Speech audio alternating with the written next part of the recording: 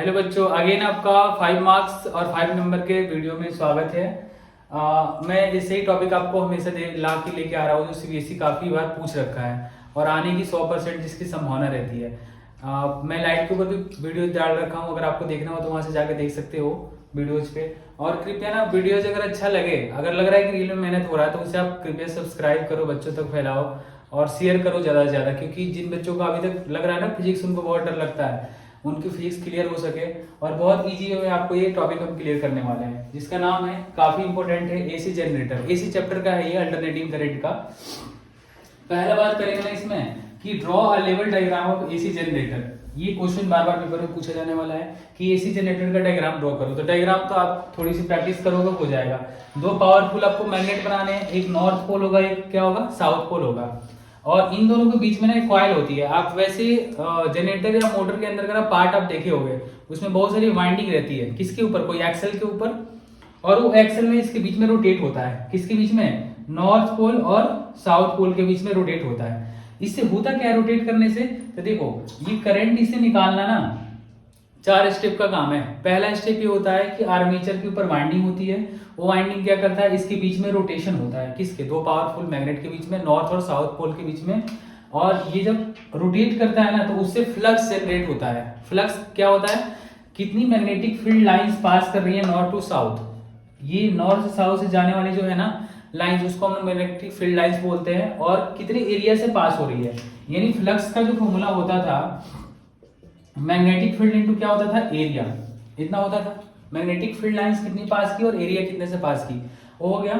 इसमें ना flux pass हो रहा है मैग्नेटिक फील्ड इनटू एरिया से, वो दोनों को उसे मतलब क्या बोलते हैं, फ्लक्स। वो क्या होता है, चेंज होता रहता है बार बार। जब जैसे मान लो कि आर्मेचर है, ये आर्मेचर अगर मेरा हैंड है, इस पर बाइंडिंग हो रखी है, तो ये इधर से लाइंस क्रॉस कर रही हैं। तो जब ये हमारा हैंड ऐसे होगा ना तो क्रॉस नहीं कर पाएंगे। हाँ, जब ऐसे होगा तो पार कर जाएंगे।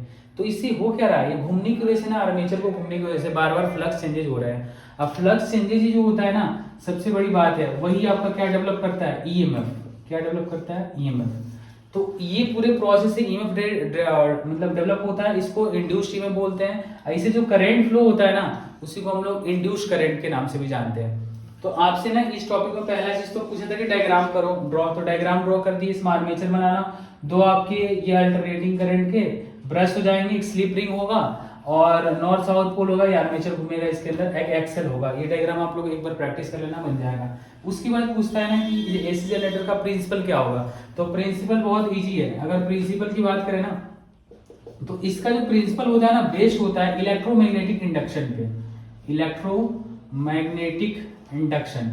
इलेक्ट्रोमैग्नेटिक इंडक्शन है क्या, अभी आपको हम समझाया थोड़ी देर पहले कि इलेक्ट्रोमैग्नेटिक इंडक्शन का मतलब ये होता है ना कि फ्लक्स का चेंज होना, ईएमएफ का जनरेट होना और उसे करंट का क्या करना, फ्लो करना।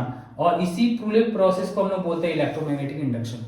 तो ये 2 नंबर की थ्योरी आएगी, इलेक्ट्रोमैग्नेटिक इंडक्शन लिख देना। इसके प्रिंसिपल पे बेस्ड होता है कौन सा, एसी जनरेटर। ठीक है।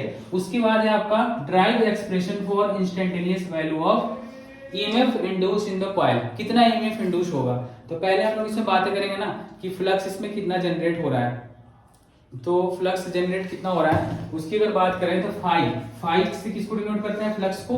और फ्लक्स इक्वल टू फॉर्मूला जो होता है ना, एन ए बी ए होता है, एन ए बी।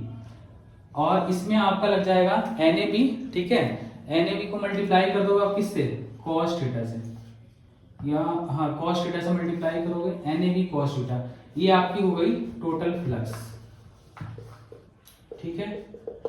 एन क्या है यहाँ पे, एन जो है आपका, एन आपका नंबर ऑफ वाइंडिंग हो गया, ए जो होगा इसका एरिया, और बी मैग्नेटिक फील्ड, और कॉस थीटा। कॉस थीटा में थीटा का आपको बहुत स्पेशली ध्यान रखना है। थीटा जो होता है ओमेगा इनटू टी होता है। इस ओमेगा को पता है क्या बोलते हैं, एंगुलर वेलोसिटी। क्योंकि ये जो आर्मेचर है रोटेट होगा तो किसी एंगल पे रोटेट हो रहा होगा, किसी एंगल पे एंगल चेंज हो रहा होगा, तो उसको हम लोग एंगुलर वेलोसिटी नाम देंगे ओमेगा का। ओमेगा हो गया एंगुलर वेलोसिटी, स्पेशली इसका ध्यान रखना है, एंगुलर वेलोसिटी।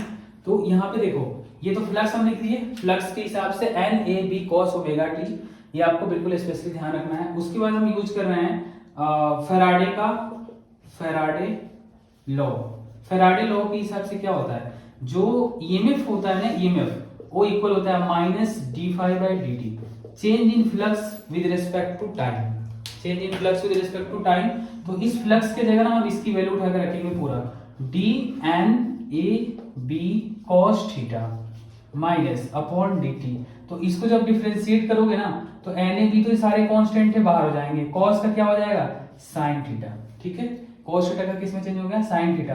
अगर हाँ यहाँ पे ओमेगा रहता तो अगर ओमेगा टी अगर यहाँ पे रखते तो यहाँ पे भी ओमेगा टी लिखना पड़ता, तो साइन ओमेगा टी डिफरेंशिएशन बहुत सारे बच्चों को आती भी होगी। इस ओमेगा टी का डिफरेंशिएशन ना ओमेगा होगा, टी हट जाएगा, तो ये पूरा आ गया आपका ईएमएफ निकल के ईएमएफ। अब इसको हम चाहे ना तो पता है कैसे लिख सकते हैं, ईएमएफ इक्वल टू लिख सकते हैं एन ए बी ओमेगा और साइन ओमेगा टी। ये आपका इक्वेशन हो गया किसका ईएमएफ के लिए। इसमें कुछ आपको लेट करना पड़ता है, एन ए बी ओमेगा को ना हम लोग लेट कर सकते हैं, क्या लेट कर सकते हैं इनोड, ईएमएफ लेट कर सकते हैं। इनोड इक्वल टू जो वैल्यू होगी ना वो होगी एन ए बी ओमेगा, ठीक है।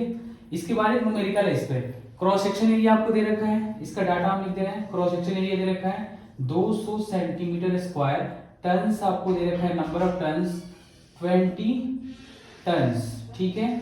और आपको ये रोटेशन मतलब आपको एंगुलर रोटेशन दे रखा है, ओमेगा की वैल्यू 50 रेडियन पर सेकेंड और मैग्नेटिक फील्ड भी आपको दे रखा है। बोल रहा है कि इसको सॉल्व करके दिखाओ, ईएमएफ पूछ रहा है इसमें, तो ईएमएफ का डायरेक्ट फॉर्मूला ये वाला यूज करेंगे, इसके ऊपर न्यूमेरिकल भी आ सकता है। तो N A B omega, N की जगह इसकी वैल्यू आपको रखना है सीधा 20, एरिया की जगह रखना है आपको 200, सेंटीमीटर के लिए बदले लिखना है 10 के पावर -4, 10 टू पावर -4 हो गया, और बी के जगह लिखना है आपको मैग्नेटिक फील्ड की वैल्यू दे रखा है इसमें 3 into 10 to power -2। Omega, omega की जगह आप लिखोगे 3 इंटू 10 टू पावर -2, ओमेगा की जगह आप लिख लोगे इसकी वैल्यू ओमेगा का दिया है 50 से मल्टीप्लाई कर देंगे। इन सबको मल्टीप्लाई करने के बाद जब आप सॉल्व करोगे ना इसका आंसर आएगा 600 मिली वोल्ट। ये सॉल्व कर लेना आप लोग और चेक कर लेना, इसको सॉल्व करके ये आएगा। अगर आपको वीडियो काफी पसंद आ रहा है तो काफी बच्चों तक आप शेयर करो, क्योंकि आपका जो रिस्पॉन्स होगा ना वो हमें आगे वीडियो बनाने के लिए मोटिवेट करेगा। अगर आपको 5 मार्क्स है, सच में लग रहा है कि 5 मार्क्स में 5 मिनट लग रहे हैं, काफी कम समय में पढ़ाई भी हो जा रहा है, क्योंकि फिजिक्स पढ़ना बहुत अब ईजी हो गया है और मेरे लैंग्वेज से देखोगे तो आप काफी इजी तरीके से सॉल्व भी कर सकते हो क्वेश्चन को और काफी इजी माइंड में आपको सेट भी हो सकता है। तो 5 मिनट्स के और 5 मार्क्स के क्वेश्चन हमेशा ऐसे लेके आते रहेंगे। अभी नेक्स्ट वीडियो में आपको मिलते हैं फिर।